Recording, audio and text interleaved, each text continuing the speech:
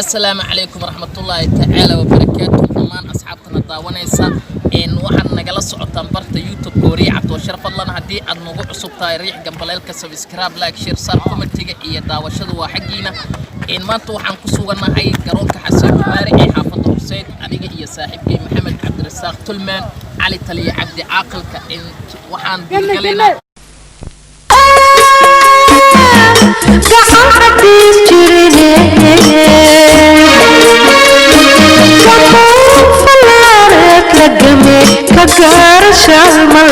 nagala socotaan barta YouTube-ka ee Kooriya Cabdi Washar waxaa imika soo dhamaatay ciyaartii xiisaha badan ee u dhaxaysay kooxaha Shabeelle iyo Joris. ciyaartan waxay ku cidlaatay barbara gool la'aan ah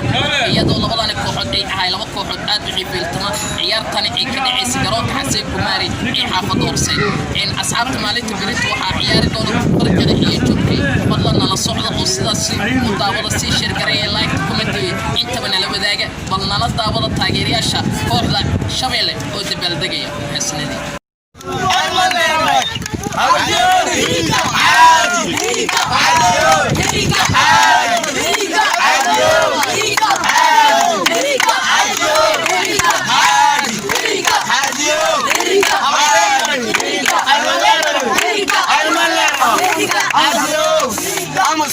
أنا عبيني يا رواي، قولوني يا رواي،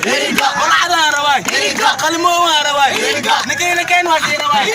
قعبون لا يسوي ذي، كان تسيحك، وانا جانا، معي دريسين، مين ملعب أقابي، إنك يا عاديو،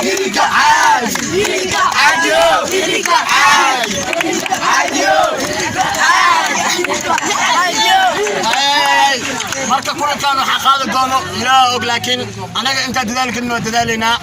guul ayaa rajaynayna guushana maanta waxaa iskale garoonka kubadda cagta ee maanta oo la soo banaanbaxa biriga waxaan soo banaanbaxnay inay kooxda Hirshabeelle ay ku magac dheertahay Elman Staager oo maanta ay ku arkaynayso garoonka degmada Joog